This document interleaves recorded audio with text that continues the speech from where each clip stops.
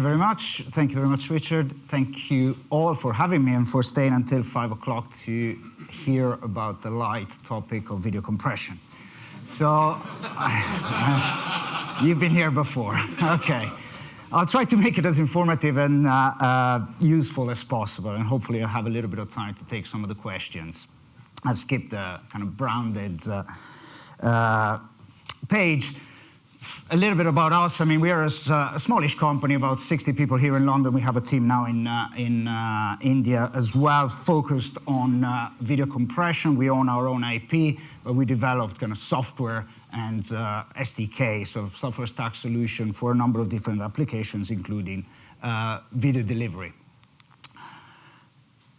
We've been here, we heard from the analysts, we have more devices, more screen, different sizes, more delivery networks, more content and service providers than ever before. That's fine. Why is this important? Because I kind of think back on the presentation of IHS as well, I think we're starting to decouple the end device from the content itself. We used to deliver SD content to SD screens, HD content to HD screens. Now we deliver kind of multi-profiles, ladders to a number of different screens that go from a 80-inch 4K all the way to your mobile devices. And here is, I think, where compression really starts making a difference, because when you start delivering over devices, over different networks to devices with different capabilities, you have to start thinking about how to best serve them to maximize the impact it has on the viewer and minimize the cost on your deliveries. And here there are many options. I'd take, UK, actually, we were talking a lot about East and West, and the Americans and the Chinese are definitely different in numbers, but we must not forget that the UK, at least in Europe, has been leading with services, streaming services as well, like the BBC and ITV. ITV, for example, I think streams something to connect the devices that are ordered the big screen, something like 130, 140 million minutes a month. And it's there, okay, you start delivering that amount of content to all of these devices. How do you do it? And you have about 20% are Android devices, and Android devices have, most of them, and the new ones, have support for VP9, one of the Google kind of royalty-free codecs, and of course supports H.264. iOS devices make about, I think, 40% of this consumption for ITV, and they support natively HEVC now, and also H.264. Web is about another 35%. When you start delivering to the web, what browser are you using? You're on Safari, therefore you could decode natively HEVC and H.264. If you're on Firefox, if you're on Chrome, you could decode VP9 and also H.264. It starts becoming complicated. Do I use H.264 to kind of capture all of these devices, or do I choose the best tool for the job? And really, it's a numbers game. Before I go into some of these numbers, I hope we all agree that compression can give you a benefit, right? We moved from MPEG-2 and the digital kind of transition. It took a little bit of time to go fully digital, but we kind of deliver multi-experiences, multi-channels. MPEG-4 gave us HD, gave us the kind of video streaming over the internet. HEVC is giving us, as we've seen, not quite in the numbers that we expected some years ago, but it's giving us UHD. What next? When things go bad, they go bad as well, right? Compression can help. I usually use this slide because I guess you're all familiar with the little wheel, but considering the news last week, I chose this slide because I thought it was much more better representing. Do you know what this is? Yeah, it's the largest army ever assembled on a TV screen. And this is from an article on TechCrunch that you actually can read and try to understand why it looked so bad. It's no fault of the operators or service provider in a way, but this is very difficult content, right? It's almost all in one single plane, right? We're trying to represent like very tiny gradients with only 8-bit, and we're trying to stream it over an unmanaged network. So everything that could possibly go wrong went wrong here.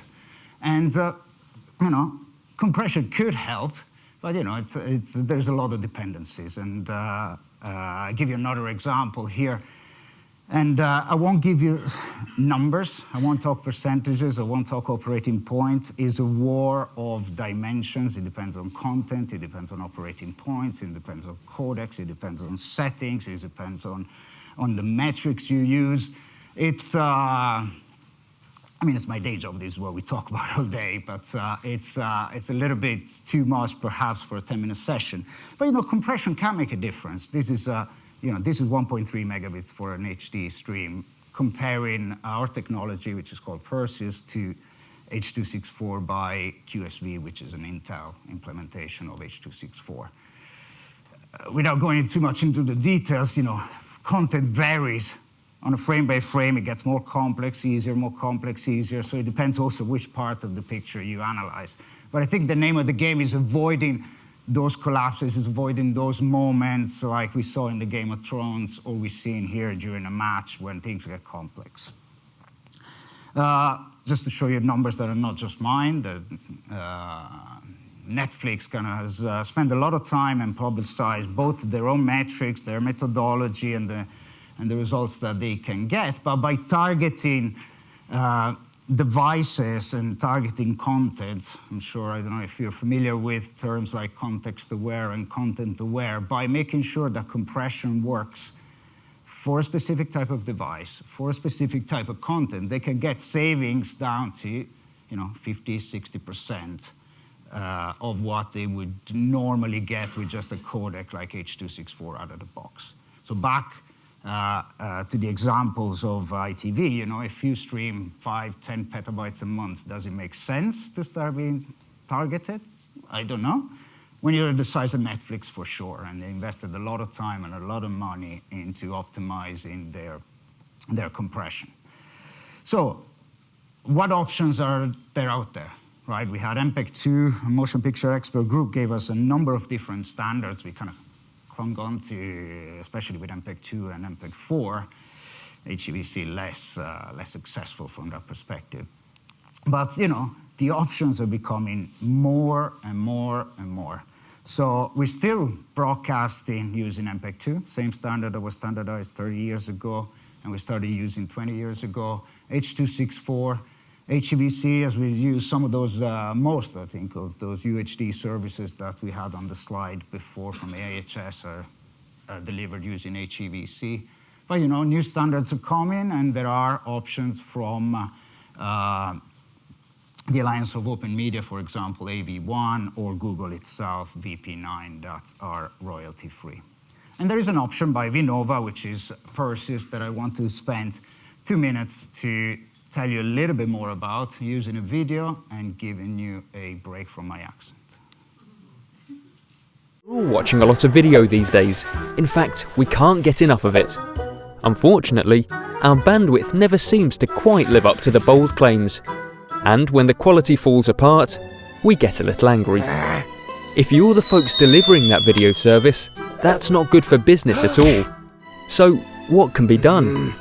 Most new codecs require new device hardware, which means your delivery workflow has to be completely duplicated. But there is another way.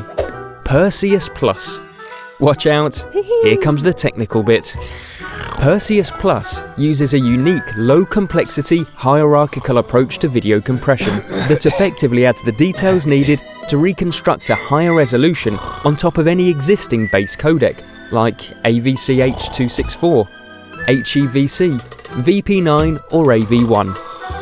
This means that a single stream can serve all devices using the hardware that's already there, but also low encoding costs and the lowest possible battery consumption on devices. But most importantly, Perseus Plus delivers the best quality per bit of any compression around, which should have your viewers partying all night long.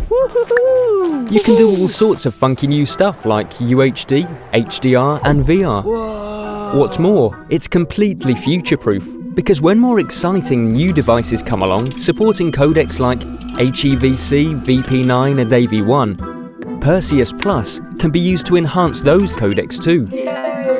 This may all sound like mystical hocus pocus that's far too good to be true, but not at all. Download the Vinova app and see for yourself.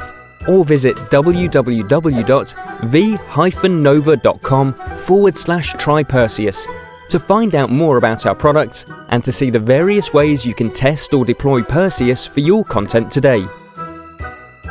Okay, I said it wasn't a pitch, but I hadn't seen the video fully, I guess. I am... it's too late now. But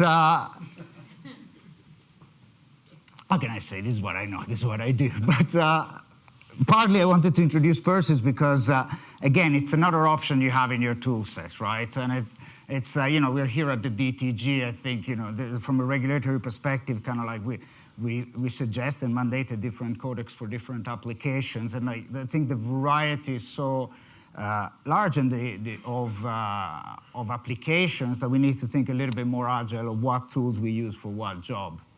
And again, you know, this picture here I put just to kind of like refresh the concept that you saw in the video.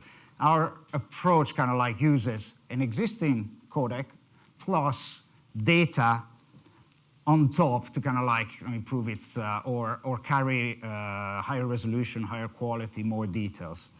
Why do I say this? Because I want to kind of like explain that there is the possibility of delivering something over an existing network using an existing method, but then layer on top an enhancement that is, in a way, providing better quality. In the other, has low complexity.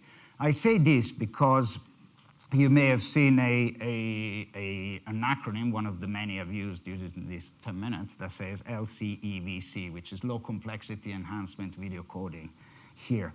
And it's currently a project within MPEG to standardize this approach. So we responded to that call for proposal, and currently our codec is used as a reference for that project. So we will see how it goes, but I think, again, recognizes the fact that there is the ability out there with technology today to provide an enhancement on existing delivery networks, so a next generation performance, but with today's levels of complexity, which means, you know, you can use better the hardware you have available, you can improve the efficiency of the bandwidth that you use today, and you can do this on top of any codec. Again, just to give you an example, you know, we talked about ITV, but Twitch, we talked about esports today, streams on average 10 terabits per second of content, right? It had to build its own network, right? It has on average 50,000 live channels, on peak 126,000 live channels, 1.5 million users a day.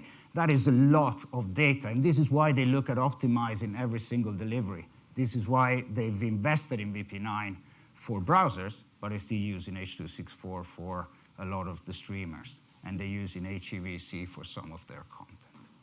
So it makes material difference. As I said, there's a study from Verizon shows that engagement increases up to 4.5 times. You reach more customers, and you lower your delivery cost. All in all, I think compression gives you benefit, is my pitch, regardless of which compression you choose.